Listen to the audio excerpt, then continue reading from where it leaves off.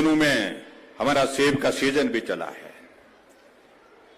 और मैं उन लोगों में से हूं जिन्होंने सेब को पेड़ पे चढ़ करके तोड़ान किया है, पैकिंग की है। उस दौरान हमारे पास ज्यादा पेटियां जो है वो लकड़ी की होती थी, कील ठोकते थे उसको ठक ठक करके।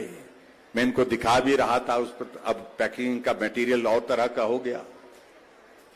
पिछले दिनों हमारे कुछ बागवान हमारे नाराज भी हुए, कुछ महंगाई पैकेजिंग मटेरियल में हुई, लेकिन फिर भी उसके बावजूद एक ग्रामीण परिवेश का होने के कारण और गांव में रहने वाला और जो जिसने अपने आप जो है काम किया है, हमने सेब के तौलिया अपने हाथ से बनाई है, सेब की प्रूनिंग अपने हाथों से की है, सेब के लिए स्प्रे अपने हाथों से किया है, सेब की पैकिंग जो है अपने हाथों से की है और पीठ पर जो वो बॉक्स जो है सेब का, उसको सड़क तक भी पहुंचाने के लिए हमने अपनी पीठ पर उठा करके काम किया है।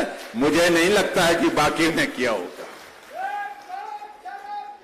मेरे पास सेब कम होता है लेकिन उसके बावजूद हमने किया है। आपकी पीड़ा को हम समझ सकते हैं। और जैसे ही मुझे लगा कि जो हमारा जीएसटी में इंक्रीज होने के कारण 6% का उसमें बारदाने पर पैसा बढ़ गया, हमने कहा इसको कंपनसेट करना चाहिए, रास्ता निकालना चाहिए।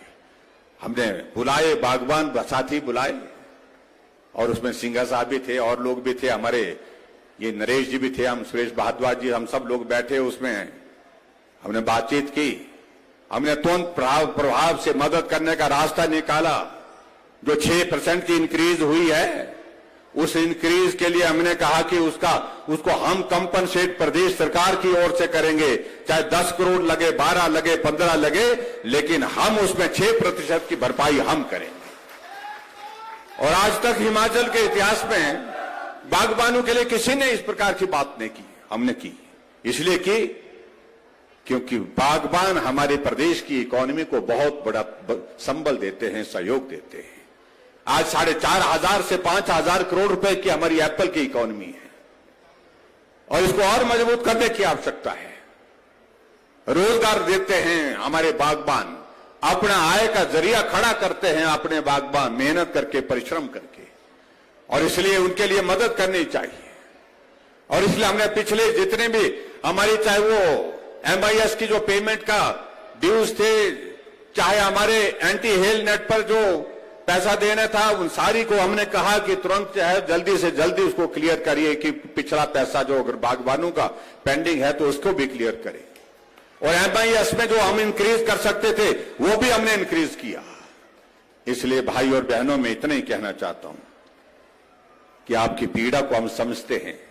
परिस्थितियों के इस दौर में हमने जो अपनी भावनाएं व्यक्त की हैं उनका सम्मान आप करें, और जो लोग राजनीति इसमें करने की कोशिश कर रहे हैं उनसे थोड़ा परहेज कर रहे हैं, कि उनको लग रहा है कि वे चुनाव आ गए और चुनाव तक इस मुद्दे को जिंदा उठाना चाहिए, जिंदा रखना चाहिए।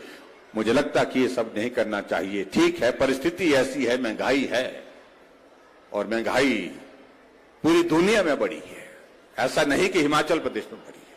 और इसको जस्टिफाई नहीं कर रहा, लेकिन मदद करने की जहां गुंजाइश निकल आती थी उसको मदद करने की मैंने कोशिश की। ये मैं आपके बीच में कहना चाहता हूं भाई और बहनों।